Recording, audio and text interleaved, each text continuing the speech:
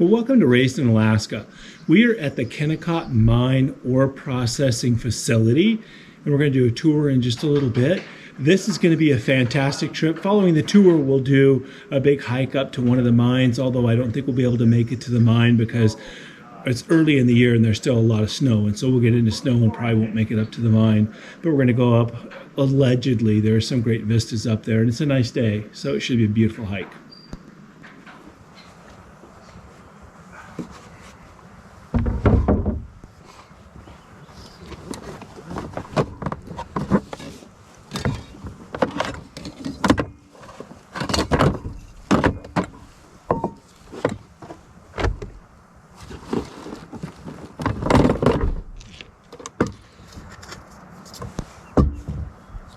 It's about 6 a.m. right now.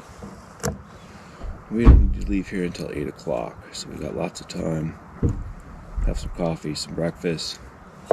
And the hike that we want to do, we won't be able to get to where we actually want to go because there's too much snow. You can see the snow on the hills actually behind us, and so we'll be hiking up in those hills, but you can't get as far up as we want to go probably. That'll be disappointing.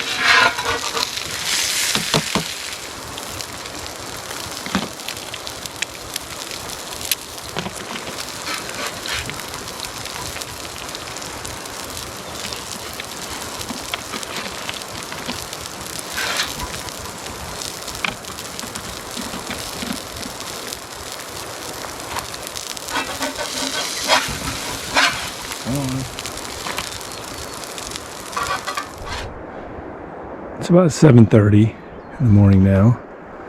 We're just gearing up and getting ready to go for our hike.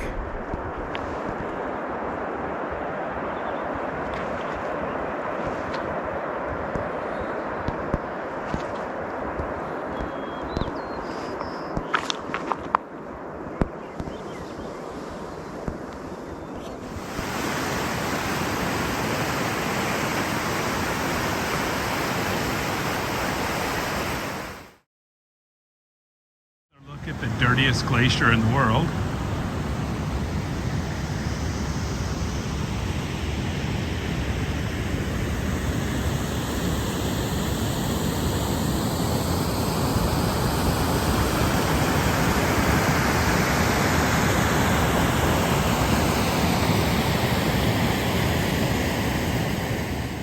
A miner's day.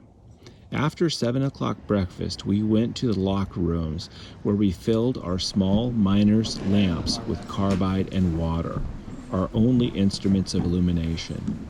Just before 8 o'clock, we entered the mine and were lowered by skiff to the 200-foot level where the foreman had his office. We received our individual working orders for the day. The miners descended further in the mine tunnel by skiff and were discharged at their respective levels. The men lit their headlamps and proceeded along the level 10 to 15 minutes, then down via ladder 80 to 100 feet into the area to which they had been assigned. My day's work consisted of helping drill power holes in the side rock preparatory for blasting. If this were completed, there were always ore to load. Prior to quitting time each night, the blasting was done. The crews blasted in rotation. the crew furthest from the tunnel blasting first. When the last scene of operation was reached, each man turned in his identification check, and final blasting was done. My day's work consisted of helping drill power holes in side rock preparatory for blasting. Out of their own pocket or out of their paycheck, but again, it's like kind of, the grant.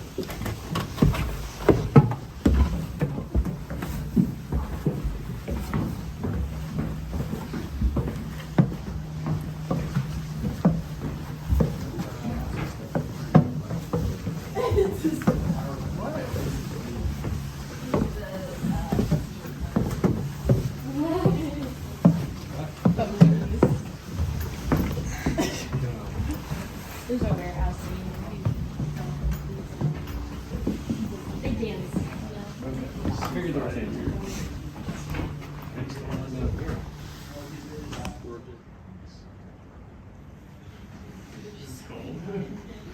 Yeah, we'll continue down the stairs here. Before below.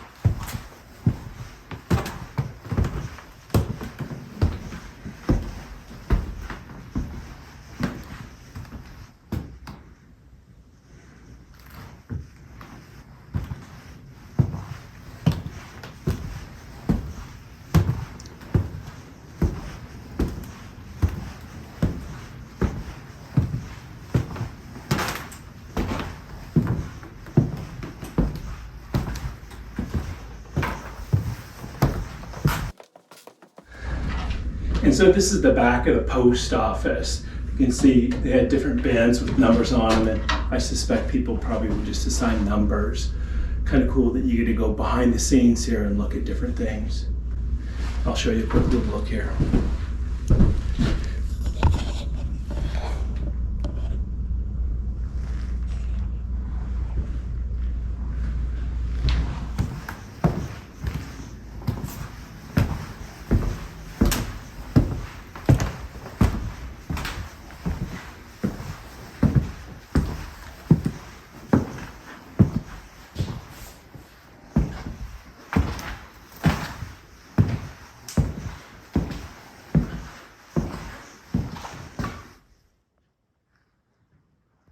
The power plant was built and expanded in 1911 through 1917 and rebuilt after the 1924 fire.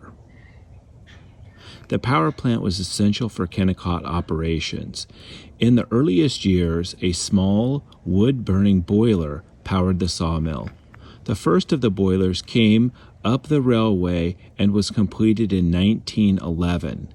As the others were added, this became one of the largest power plants in Alaska. The boilers burned oil to generate steam. The steam generated electricity in the mill's steam turbines, heated the ammonia reaction in the leaching plant, and warmed buildings throughout the mill site. The diesel electric generators sent electricity to the mill site, including trams and mines. This is the power plant.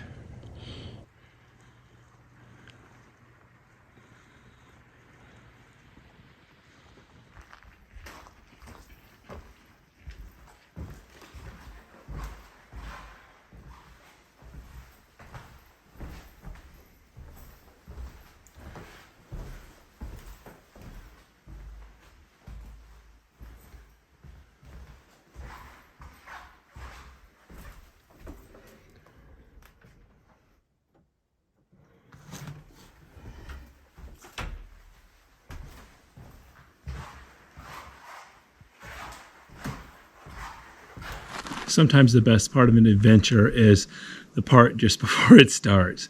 And so this is going to be a fabulous adventure. We finished the mill tour and we're getting ready to go for a little hike. We'll see how great the hike is. Hopefully we can make it all the way to the mines, but we've been told you can't make it up there because we'll get kind of bound up in the snow. So we'll see how it goes. So we started the hike. You can see here at the bottom, the scenery isn't that great.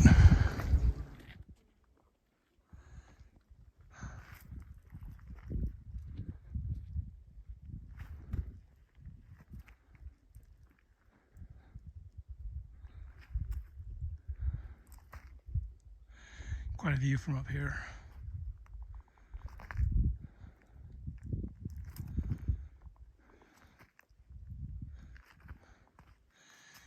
We fear that we won't be able to make it past that dirty snow patch. That's the trail to the mine, so we'll see.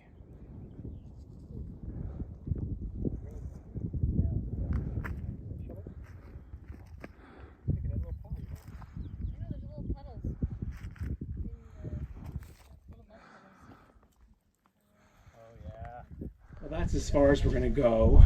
It's you can see this trail gets snowed in, and it's quite a ways further to the mine. So we're gonna turn around and head back down. I'll give you one look at this vista before we go here. Oh, that is unfortunate. That's rough. Where? We'll turn our back anywhere you can dig a hole. I feel like I get stuck in that situation every time. I might do it when we get lower, when we go back down.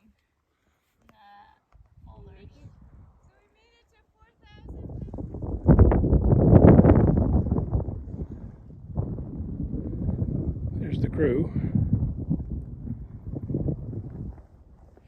Well, that hike was something. Beautiful vistas.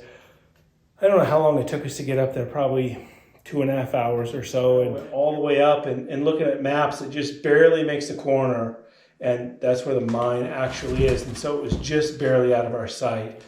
It was buried in snow probably because we had to stop because the trail was completely covered with snow and you would have been punching through. It would have been a disastrous, probably last 1.5 miles or so. And with the gear we had, it wouldn't have worked out. It leaves something to come back to. I would like to come back up here and go up to one of the mines. The miners actually stayed in bunkhouses up on those mines perched on the side of the hillside. And so I'd like to get back up here and check out the bunkhouses up there and see what's up there. And so that's on our to-do list. Not going to happen on this trip though. And so we'll go back tonight, do a couple more things probably here, and then we'll go down to McCarthy, do a couple things in McCarthy, and then we'll go back to camp, have dinner, and then we got another hike planned tomorrow. I didn't show you a lot on that hike because this is just me. I think hiking videos are boring. Here, look at me, I'm walking. Look at me, I'm walking again. I just showed you some vistas along in there. Some of the vistas were absolutely amazing. I'm sure the video doesn't do it justice, though, to be honest with you. So I'm going to get going here, and hopefully there'll be a few more things that we'll show you here, and we'll take a look at dinner and our camp tonight, and new day tomorrow. And then a couple other really cool adventures that'll come up this summer. I'm going to make a trip down to Seward to go fishing for sockeye down there, actually snagging for sockeye. And then I'm going to go down to the Copper River and go dipping for sockeye. And so that should be well, last time I did it, it was an amazing adventure. And so I'm hoping that that's that good again this year. So stay tuned for some more awesome stuff. And don't forget to subscribe so you don't miss anything.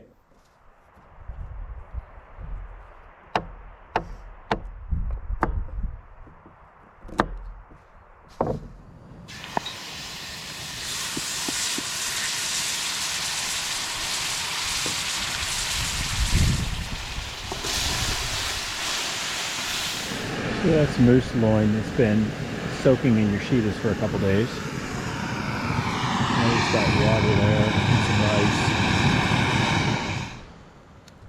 So that's all done. We're just waiting for the rice.